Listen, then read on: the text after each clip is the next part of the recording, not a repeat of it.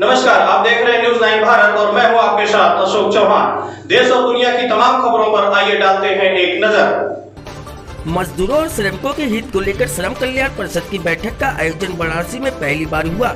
76वीं बैठक की अध्यक्षता कर रहे श्रम कल्याण राज्य मंत्री ने बताया कि श्रमिकों की स्थिति पहले से काफी बेहतर वर्तमान सरकार में हो चुकी है। चाहे कोरोना काल में सरकार की ओर से मजदूरों के लिए लाई गई योजनाएं या आर्थिक सहायता, श्रमिकों और मजदूरों के हितों की रक्षा के लिए प्रदेश सरकार की ओर से तमाम कानून बनाए गए हैं। इसी को लेकर प्रदेश सरकार की ओर से श्रमिकों के लिए 3 नई योजनाएं आगामी फरवरी माह से शुरू करने जा रही है। चेतन चौहान योजना, महादेवी वर्मा पुस्तक योजना और स्वामी विवेकानंद ऐतिहासिक पर्यटन यात्रा के तहत इनको आर्थिक सहायता प्रदान की जाएगी। इसी प्रस्तावित योजनाओं को लेकर अधिकारी और बोर्ड के सदस्यों संग बैठक कर आवश्यक दिशा निर्देश दिया। तौफीक खान की रिपोर्ट। दूसरी योजना का नाम है महादेवी वर्मा पुस्तक क्रय वितरण योजना और तीसरी योजना का विवेकानंद धार्मिक और पर्यटन यात्रा कल्याण योजना। इन 3 योजनाओं का क्रियान्वयन 1 फरवरी से लागू होगा।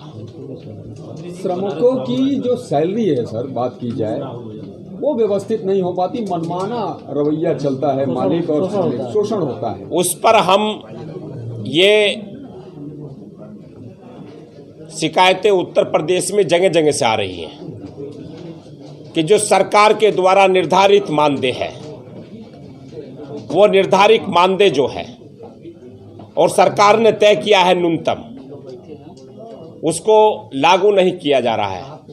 जहां से शिकायत प्राप्त हो रही है, हमारे अधिकारी त्वरित उसका निस्तारण कर रहे हैं। और ऐसी कोई शिकायत आपके साथ भी आती है, किसी को मिलती है, वो ऑनलाइन उसको हमें बता सकते हैं, दूरभाष से बता सकते हैं, व्हाट्सएप के माध्यम से बता सकते हैं। ये हमें इस बात को चर्चा कर सकते हैं।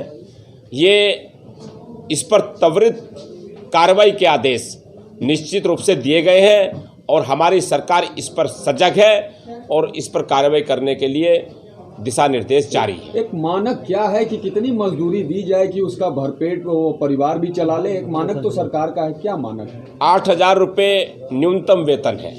अगर कहीं श्रमिक काम करता है, किसी कारखाने में काम करता है, किसी जगह काम करता है, तो 8,011 रुपये उसका न्यूनतम मासिक वेतन है।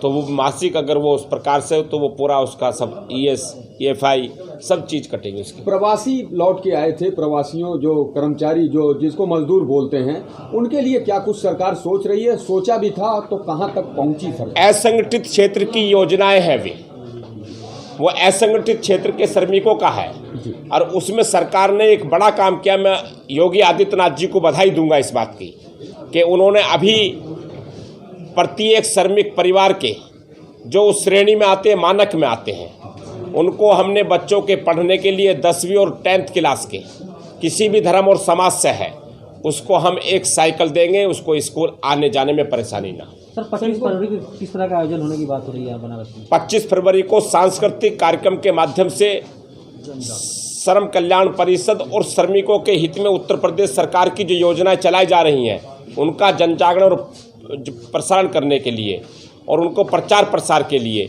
ये कार्यक्रम आयोजित है। किसको बुलाया जा रहा है? उसमें हम कोशिश करेंगे कि माननीय प्रधानमंत्री को बुलाएं। सर, बात की जाए वैश्विक महामारी ने कितना मजदूरों को प्रभावित किया और सरकार कितना उनको ऊपर उठाना चाह रही है उस वैश्विक महामारी से? वैश्विक महामारी में सबसे ज़्यादा अगर कमर टूटी है तो वो श्रमिकों की टूटी है। लेकिन मैं प्रधानमंत्री और उत्तर प्रदेश के मुख्यमंत्री श्री नरेंद्र मोदी जी और श्री योगी आदित्यनाथ जी को, दोनों को बधाई दूंगा। उन्होंने उन श्रमिकों को उभारने का लगातार काम जारी किया है। मंत्री जी, एक सवाल ये है, बनारस में आप बैठक कर रहे हैं पहली बार और बनारस सराउंडिंग में अगर देखें तकरीबन 20 से 30 हज़ार पर डे मजदूर एक मंडी लगती है उनकी बाकायदे, और उसमें से मुश्किल से 2-4% मजदूरों को मजदूरी मिलती है, बाकी मजदूर खाली हाथ लौट जाते हैं। तो क्या उनके लिए कोई विभाग आपकी तरफ से कोई कवायद शुरू कर रहा है या फिर कुछ उस पर विचार कर रहा है? उसके लिए हमने विचार ये किया है कि हम 25 फरवरी को इस पर जारी करेंगे और एक शिविर लगाने का भी काम करेंगे ताकि उनके उस लेबर चौराहे पर पंजीयन हो जाए और उनको भी योजनाओं का सरकार जो देती है उसका लाभ मिल जाए। बाल मजदूरी को लेकर किस तरह गंभीर है सरकार? सप्ताह पखवाड़ा चलाया जाएगा और जहां बाल श्रमिक जिस कारखाने में अन्य जगह उनको जुर्माना लगाया जाएगा। हमेशा जुर्माने लगते हैं, फिर उसी कंपनी में या उसी फैक्ट्री में कठोर कार्रवाई होगी। कठोर कार्रवाई होगी इस पर। तो क्या इसमें राजगीर और राजगीर मिस्त्री और मजदूर आ सकते हैं इस कैटेगरी में? वो उसी के लिए साइकिल की जो योजनाएं बताई है हमने, और उसके लिए जो छत की योजना है उसी के लिए है वे शनि और भवन निर्माण जो हमारा